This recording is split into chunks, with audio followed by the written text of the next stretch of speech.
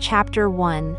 The birth of Yahushua the Nazarite, who became our master and interpreter of Elohim and the Torah, a worthy vessel for the greatest manifestation of the power of the Ruach HaKodesh seen on earth, occurred in this manner. About the time Yochanan the forerunner commenced teaching the way of the wilderness beside Yarden, in the year before Herod died, when Augustus Caesar ruled the Roman world, a babe was born. The father was Joseph, son of Heli, a carpenter of Galilee, and the mother Miriam, his wife, who had been a virgin pledged to Yahweh and the temple by her father Shimon, son of Joachim, son of Nathan, son of Elazar. A decree had gone out that all who claimed kinship within the house of David should be gathered for enrollment at the city of David, called Bethlehem in Galilee. Therefore Joseph, being rightfully born into the stock of David, took the scroll of his parentage and went to Bethlehem so his kinship could be established. Now Miriam, being then heavy with child, longed in her heart to be among her kinsmen, and she prevailed upon Joseph to take her, for Bethlehem was only a day's journey from them. The two, with a servant, came to Bethlehem at eventide, but because so many had gathered, the inns were filled. Then as Miriam's time was close upon her after the journey, a man took pity on her and provided a cave used as a stable. There the travelers found shelter and rest. That night, Miriam's labors came upon her, and she suffered the pangs of childbirth and cried out in pain. Nearby, some shepherds were tending sheep, for in the midst of so many strangers these needed protection. Anne, hearing her cry, went to help. They provided a shepherd's basket which was filled with straw and placed it in the manger, and the newborn babe was wrapped in the clothes brought for him. After 8 days had elapsed, the child was named Yeshua, meaning one who delivers, for an angel of Yahweh had appeared to Joseph in a dream, saying, "That which lies within Miriam, your wife, is filled with the power of the Ruach HaKodesh and will respond to the hopes of men." Later, men called him Yahushua, and because he fulfilled their hopes and was anointed with the power of the Ruach HaKodesh, he became acknowledged as the Mashiach. Now, the stable was against a hill, behind an inn where sages from the east were staying, men of Sastera, wise in the books of heaven, and of Nimrod. One of the sages said, "It is strange indeed, for this child is born under no usual star, but under one that is a star in appearance only and not in nature, having a power not in other stars. He is destined for greatness and will motivate events touching the lives of all men."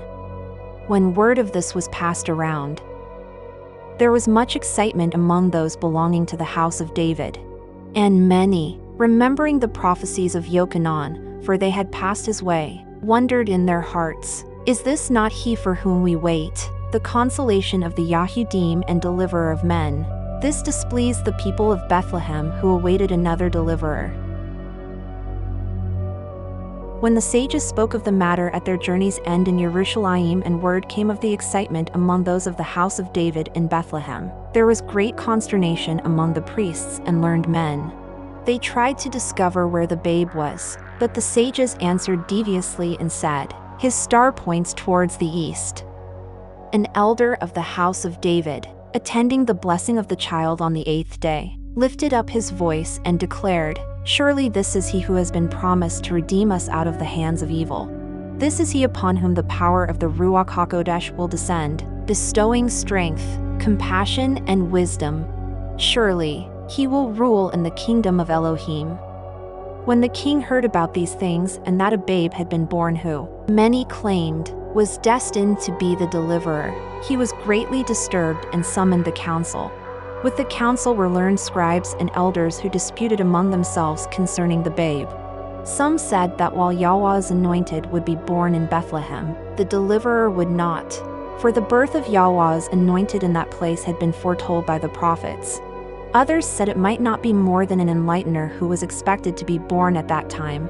However, when many agreed that Yahweh's anointed and the deliverer might be the same person, the king sent 3 men to discover the child. The dispute before the council had been long, and Joseph had been forewarned. So when the men sent by Herod came to Bethlehem, Joseph had departed with his family. They went to the place where the kinsman of Miriam lived. The men who came did not search long for Yahusha, for after the council had been dismissed, Herod slew the son who sat with him on the throne, as he had slain others of his blood. Later, Herod died himself, but after these happenings, the Romans did not bestow the title of king on any Yehudi, and it was unlawful for any man to claim the title. In this manner the prophecy was fulfilled which said, "A virgin shall give birth to a son, naming him Elohim with us. He will be the bearer of knowledge, discriminating between good and evil. But before this is given to the people, the land will lose its kings." When time had passed, Yosef and Miriam came to Jerusalem and stayed at the house of a relative, a man strongly set against wrongdoing and well learned in the Torah. The 40 days having been accomplished for the purification of Miriam, she came to the temple, and Yosef offered the prescribed sacrifice and dedicated the child. Hearing from Yosef and Miriam the things which the sages had foretold about the child Yahusha, the devout man took the babe into his arms and praised Yahweh in this manner, "Because the things foretold have come about, your servant is prepared to depart in peace. For my eyes have been gladdened by the deliverer of my people, a beacon light for others and the glorifier of your name.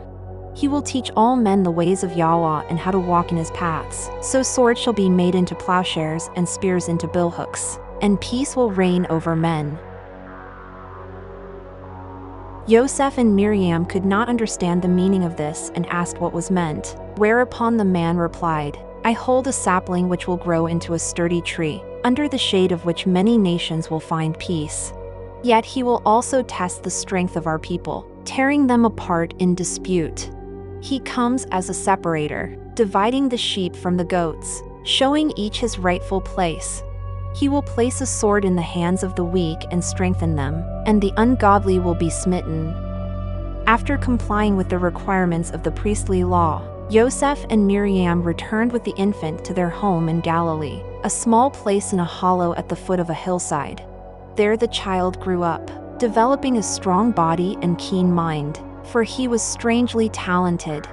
He was wise beyond his years and deft with his hands, and when old enough, he began learning the craft of plowmaking. His parents, following the custom, went each year to Jerusalem for the festival of deliverance.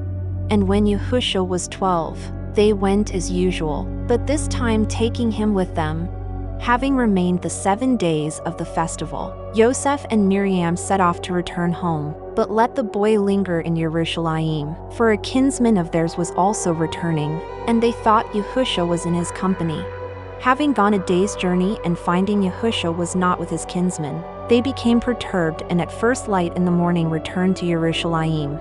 It was some time before they found Yahusha in a small outside room of the temple, sitting before an instructor of the priestly law.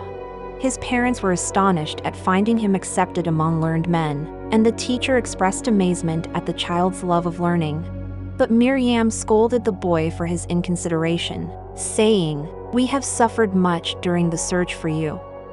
Yahusha replied, "Why search for me elsewhere, knowing I must concern myself with the work of my Father?"